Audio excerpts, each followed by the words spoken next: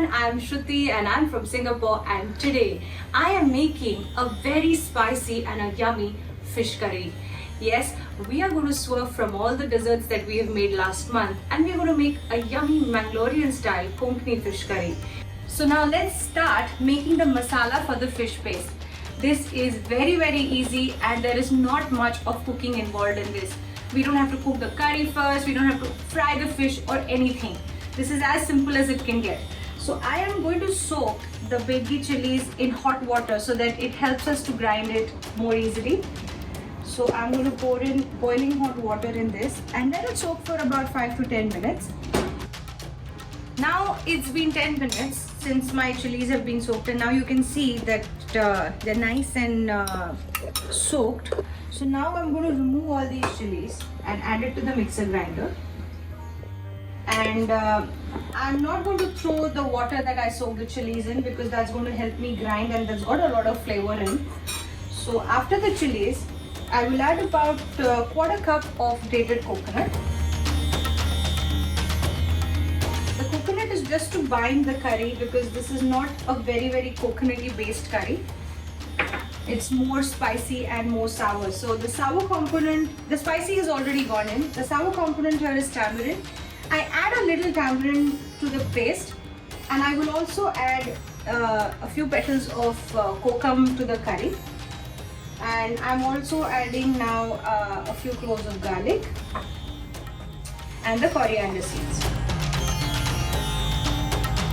Now the tirfal, as I mentioned to you, is a very typical spicy pepper which has a lot of fragrance, and it's also called a Sichuan pepper, but it's very native to Mangalore, Karnataka side, and we use this a lot in fish curries.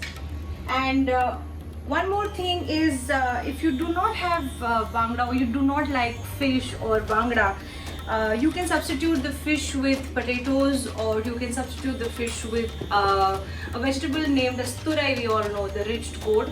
It tastes really good with that, or any fatty fish that is available in the market. So now let's get to grinding this. I'm going to use not a lot of water, but I'm going to just roughly add a few spoons of water here to help me with the grinding. This was about 3/4 cup of water.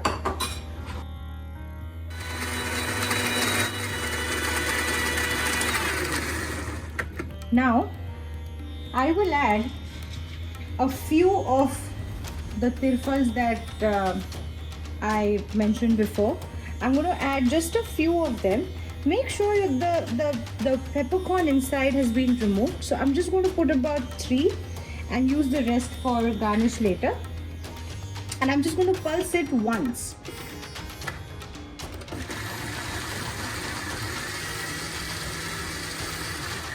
And we are done with the curry paste.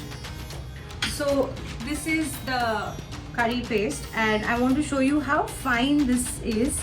It's supposed to be really fine, even to your fingers, and you should not feel any coconut or any of the things that you've added to the mix. It has to be completely fine.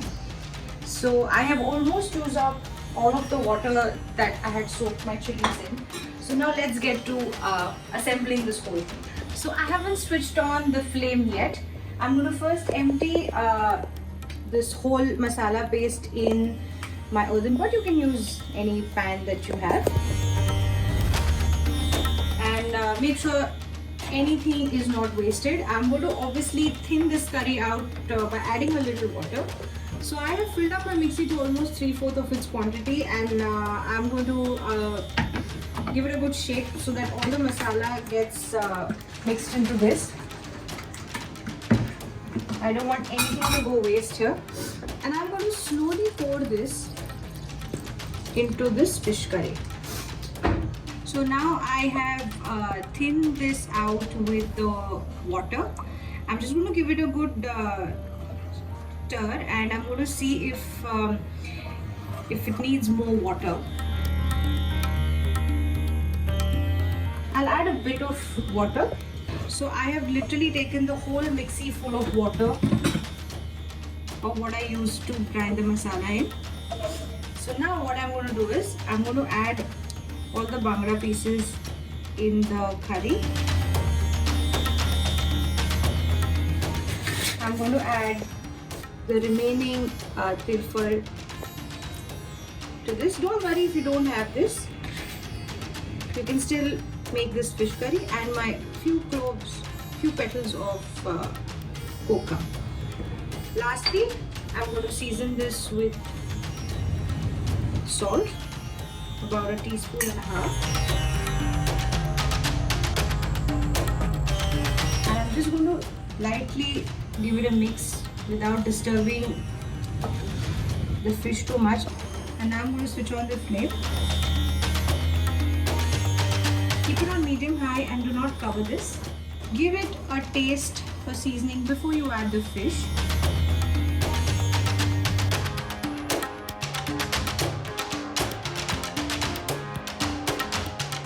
So now, as you can see, it has started boiling from the corners, and I'm not going to move the fish a lot, like don't turn it around or anything, because the fish is very delicate.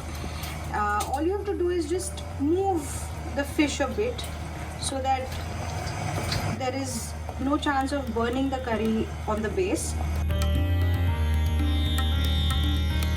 So now I have finished making this fish curry. As you can see, I'm going to lightly pick this just to show you. The fish is cooked and it's completely white. And as I've used the earthen pot, it will continue boiling for about 2 minutes because it remains hot. At this point, I'm going to just add about a tablespoon of coconut oil to this fish curry, and I'm going to lightly mix it.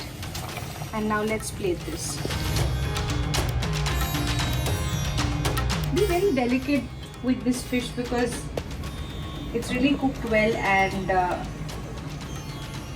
you don't want to break the fish. And I'm going to serve it with some hot steamed rice, and you're done. And just like that, within a few minutes, we have made a very, very authentic Mangalorean style mackerel fish curry. Let me know how you like it, make this, and share the pictures with me. Keep watching my recipes. Thank you.